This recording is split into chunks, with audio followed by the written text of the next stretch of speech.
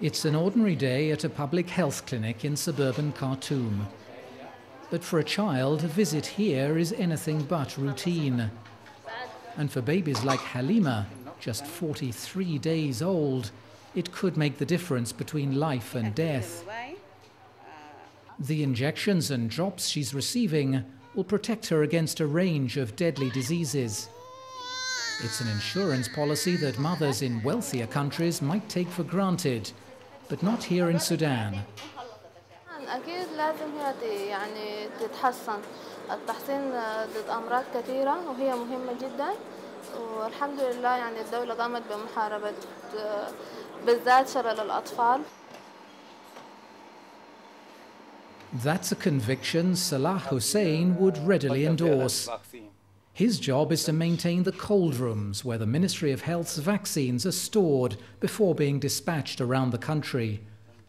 The vials must be kept chilled to exactly the right temperature, right up to the moment when they are dispensed to children or adults.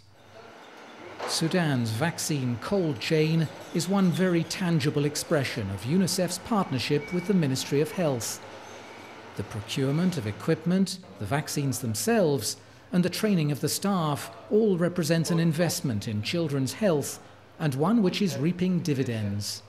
If we look at the data from the household surveys in the year 2006 to 10, there is a reduction in the child mortality in Sudan, and I think UNICEF had a bigger role in this result or in this achievement.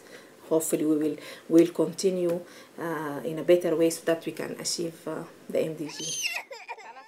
The challenges facing Sudan's efforts to reach its Millennium Goal targets become clearer in places like Darfur. Here on the western fringe of this vast country, the impact of poverty and conflict on children's well-being is stark. One-year-old Yasmin first came to this UNICEF-supported feeding center 3 months ago, severely malnourished and weakened by diarrhea and vomiting. Left untreated, she would surely have died. This is the third visit. When she came first time, her weight is 4.6 kilograms. Now she is 5.5. That means she's improving. She's gaining weight. Malnutrition is a long-time enemy of Sudan's youngest citizens. A third of children aged under 5 years, 1.5 million in all, are underweight or stunted or both. One response that is proving effective involves ready-to-use, high-protein therapeutic food. In Darfur alone, over 40,000 malnourished young children were treated in this way last year. But given the resources and better community involvement, the impact could be much greater. To get into the villages, to screen children and identify them at an early stage so that they can come for treatment. I think that component will need to be strengthened. Clean water, or the lack of it, is the other key determinant of a child's health here. Nationwide, just 60% of Sudanese have access to usable water. But there are wide disparities among regions and between urban and rural areas. In the IDP camps of Darfur, a changing climate and other factors make finding clean water a particular problem, one which falls overwhelmingly on girls and women. Even so, long-time camp residents like Kaltoum Daoud say the arduous task of bringing water for her family is a lot easier than it was.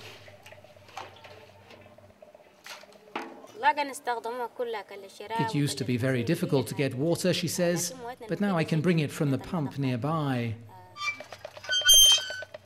Giving community members themselves the responsibility for identifying their water needs and the skills for maintaining the equipment that delivers it is central to the strategy adopted by UNICEF and its WASH partners. The community role will also be critical as UNICEF's focus shifts to tackling the issue of sanitation. Currently, even basic latrines are not available to a full 3/4 of the population. Decent toilets are a prerequisite of the child-friendly schools now being built across the country with UNICEF's support. These improved structures are critical both to getting more children into school and to improving the quality of education that they receive there. Again, communities play their part, contributing their labor and much of the materials. The environment of the school is good. When it is good, our students come to school. But when the environment is not good, that means the children not come to school. Too often it's girls who are most likely to miss out on the opportunity of schooling, the result of deep-rooted cultural beliefs and practices such as early marriage. Challenging another long-standing and widespread tradition, that of female genital cutting, is the inspiration for the colourful Salima initiative. This brings together celebrities, religious leaders and the mass media in a bid to persuade communities and families that an uncut girl is healthy, or in Arabic, Salima. New mothers are a particular target of the campaign.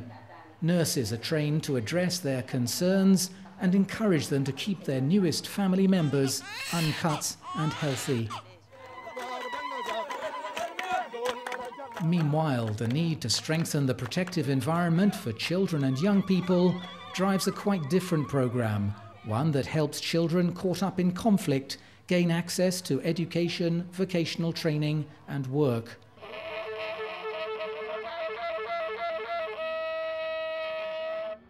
A year after the separation of the South, the Republic of Sudan is grappling with multiple challenges. In order to tackle them effectively, this complex and diverse country needs to harness the potential of the youngsters, who make up fully 1/2 of its population.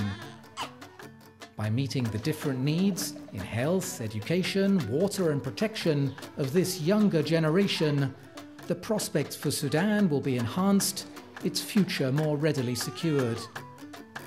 It's an objective to which UNICEF, working alongside its many partners in government and beyond, remains as committed as ever.